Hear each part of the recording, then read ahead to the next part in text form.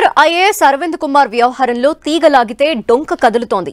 ఇప్పటికే ఫార్ములా ఈ car agreement గోల్మాల్లో అరవింద్ కుమార్ చిక్కుకోగా రిటైర్ అయిన ఉద్యోగుల నియామకం కూడా ఆయన మెడకు చుట్టుకుంది.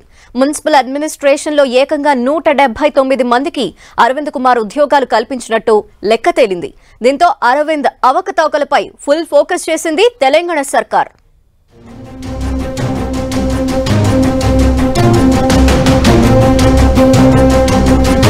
సీఎం రేవంత్ రెడ్డి పరిపాలనలో పట్టు పెంచుకుంటూనే గత ప్రభుత్వంలో జరిగిన అవకతవకలను వెలికితీసే ప్రయత్నం చేస్తున్నారు. ఇప్పటికే కాళేశ్వరం ప్రాజెక్టులో భాగమైన మేడిగడ్డపై విజిలెన్స్ ను రంగంలోకి దింపిన తెలంగాణ సర్కార్ తాజాగా మున్సిపల్ అడ్మినిస్ట్రేషన్ శాఖపై, అందులోనూ అరవింద్ కుమార్ పై ఫుల్ ఫోకస్ పెట్టింది.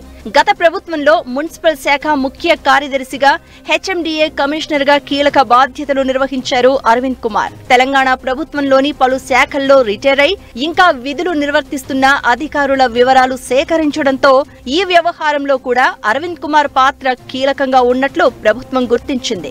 అన్ని శాఖల్లో కలిపి 1049 మంది రిటైర్ అయిన అధికారులు ఉంటే కేవలం అరవింద్ కుమార్ కు సంబంధించిన మున్సిపల్ శాఖలో ఏకంగా 179 మంది రిటైర్డ్ అధికారులు ఉద్యోగాల్లో ఎంజాయ్ చేస్తున్నట్లు సర్కారుకు లెక్క తేలింది. మున్సిపల్ హెచ్ఎండిఏ అధికారిక కార్యకలాపాల్లో ప్రతి నిర్ణయం వెనుక వీరిదే కీలక పాత్ర ఉన్నట్లు తేలింది. వీరి కనుసన్నల్లో కోట్ల రూపాయల అవినీతి జరిగిందని ప్రభుత్వానికి ప్రాథమికంగా సమాచారం అందినట్లు తెలుస్తోంది.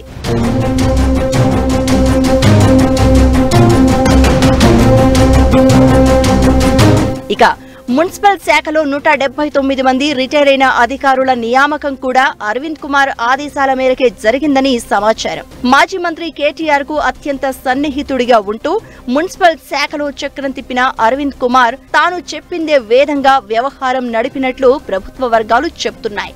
గ్రూప్ 1 ఆఫీసర్లు, ఐఏఎస్, ఐఎఫ్ఎస్, కన్ఫర్డ్ ఐఏఎస్లతో పాటు ఎంఆర్ఓ, ఆర్డీఓలుగా రిటైర్ అయిన ఉద్యోగులను వివిధ హోదాల్లో నియమించి వారికి నెలకు ₹1,00,000 నుంచి 2.5 లక్షల వరకు జీతభత్యాలను చెల్లించినట్లు ప్రభుత్వం గుర్తించింది.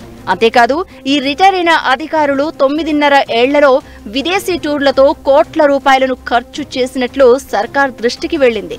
అరవింద్ కుమార్ కీలక హోదాలో ఉంటూ ప్రజాధనాన్ని దుర్వినియోగం చేయడం, ప్రభుత్వ సర్వీస్ రూల్స్ కు విరుద్ధంగా రిటైర్డ్ అధికారులకు కీలక బాధ్యతలు అప్పగించడంపై తెలంగాణ ప్రభుత్వం సీరియస్ గా ఉంది.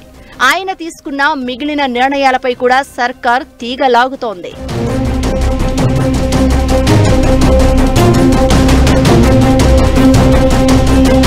ఫార్ములా ఈ కార్ రేస్ అగ్రిమెంట్ లో అరవింద్ కుమార్ గోల్మాల్ చేశారని ప్రభుత్వం ఇప్పటికే బయటపెట్టింది.